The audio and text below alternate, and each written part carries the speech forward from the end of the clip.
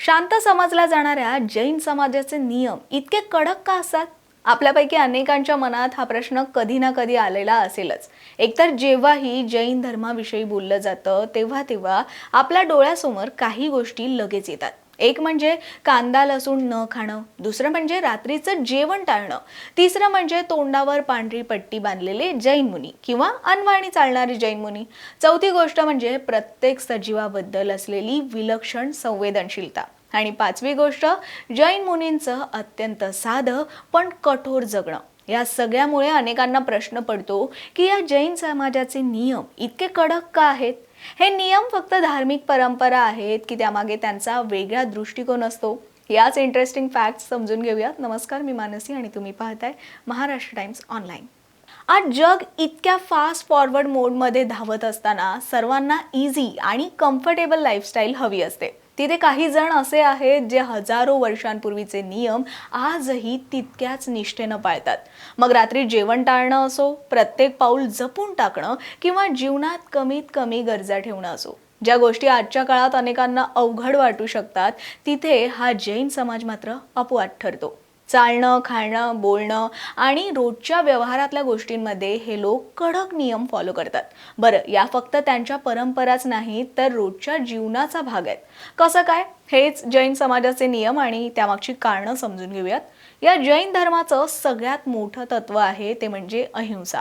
म्हणजे फक्त माणसाशीच नाही तर प्रत्येक जीवाशी अहिंसा पाळली जाते. मग तो मोठा प्राणी असो, पक्षी असो किंवा डोळ्यांना सहज दिसणारही नाही असा एखादा सूक्ष्म जीव असो, प्रत्येक जीवाला जगण्याचा हक्क आहे. हीच भावना या जैन धर्माच्या केंद्रस्थानी आहे आणि हेच कारण आहे ज्यामुळे जैन मुनी पायात चप्पल घालत नाही. अनेकांना हा नियम थोडा विचित्र वाटू शकतो, पण त्यामागे अंधश्रद्धा नसून एक खास विचार आहे. अनवाणी चालल्यानं माणूस जास्त जागरूक राहतो असं म्हटलं जातं. प्रत्येक पाऊल टाकताना त्याला जमिनीची जाणीव होते. त्याचबरोबर चालताना एखादा लहान जीव चिरडला जाण्याची शक्यता कमी करण्याचा प्रयत्न केला जातो. जाणीवपूर्वक कोणत्याही सजीवाला त्रास होऊ नये हा प्रयत्न त्यामागे असतो. हा नियम फक्त त्यागाचा नाही तर काळजीपूर्वक जगण्याचा भाग समजला जातो. हे जैन मुनी म्हणजे साधूंचं झालं, पण इतर सामान्य लोक हे चप्पल घालतात. पण तरीही ते शक्य तेवढी काळजी घेण्याचा प्रयत्न करतातच. यासोबतच तुम्ही पाहिलं असेल की जैन मुनी तोंडावर पांढरी पट्टी वापरतात. यामागचं कारणही सूक्ष्म जीवांची काळजी घेण्यासाठी ते असं करतात असं सांगितलं जातं. म्हणजे श्वास घेताना हवेत असलेले छोटे जीव किंवा कीटक नकळत आत जाऊ नयेत आणि त्यांना इजा होऊ नये म्हणून ही पट्टी वापरली जाते. दुसरं कारण म्हणजे बोलताना जास्त आणि अनावश्यक बोलणं कमी व्हावं, म्हणजे संयम राखावा असाही हेतू असतो असं सुद्धा सांगितलं जातं.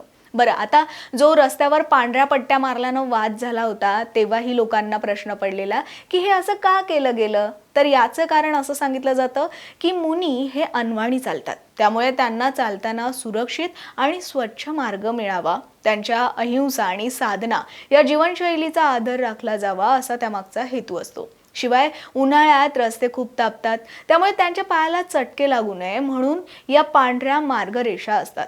आता दुसरा प्रश्न, जैन धर्मात सूर्यास्तानंतर म्हणजे रात्रीचं जेवण का निषिद्ध मानलं जातं? याचं उत्तरही अहिंसा आणि संयम या दोन तत्वांमध्ये दडलंय. पूर्वी वीज नव्हती, त्यामुळे रात्रीच्या अंधारात अन्नात काही छोटे कीटक किंवा जीव पडलेत का हे दिसणं कठीण होतं, म्हणून रात्री जेवण टाळायची सवय पडली असं सांगितलं जातं.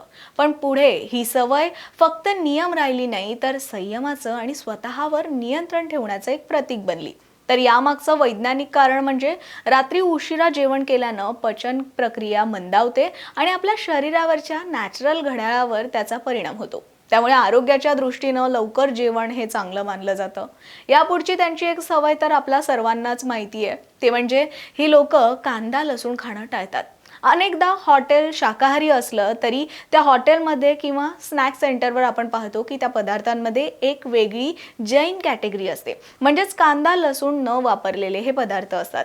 याचं कारण म्हणजे हे पदार्थ तामसिक मानले जातात, म्हणजे मनात उत्तेजना, राग किंवा आळस वाढवणारे हे पदार्थ आहेत असं म्हटलं जातं. त्यामुळे मन शांत, स्थिर आणि संयमी राहावं म्हणून ते टाळलं जातं. शिवाय कांदा लसूण हे असे जमिनीखाली वाढणारे कंदमुळे उपटताना अनेक सूक्ष्म जीव नष्ट होण्याची शक्यता असते आणि अहिंसा म्हणजे तर या समाजाचा सिद्धांत आहे, त्यामुळे ते कांदा लसूण खाणं टाळतात. आता सर्वात महत्त्वाचा प्रश्न म्हणजे हा जैन समाज इतका शांत आणि संघटित का मानला जातो? यामागे त्यांच्या धार्मिक आणि सामाजिक मूल्यांचा मोठा वाटा आहे. मुळात त्यांच्या शिकवणीत राग, भांडण, हिंसा आणि ईर्ष्या या गोष्टींना प्रोत्साहन दिलं जात नाही. त्याऐवजी शांत राहणं, एकमेकांना समजून घेणं, मदत करणं या गोष्टींवर जास्त भर दिला जातो. त्यामुळे समाजात एकोपा राहतो आणि हे सर्व त्यांना लहानपणापासूनच शिकवलं जातं.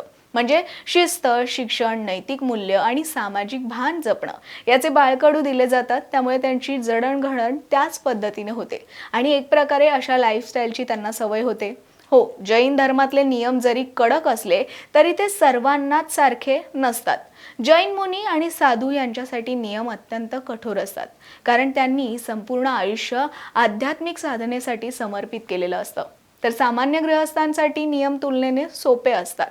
या सर्व शिस्त, शिकवण आणि नियमांमुळे जैन धर्मीय लोकांचा जीवनाकडे पाहण्याचा एक वेगळा दृष्टिकोन आहे. माहिती आवडली असेल तर व्हिडिओला लाईक करा आणि अशाच माहितीपूर्ण व्हिडिओसाठी महाराष्ट्र टाइम्स ऑनलाईनच्या यूट्यूब चॅनलला सबस्क्राईब करा, फेसबुक पेजला लाईक आणि फॉलो करा.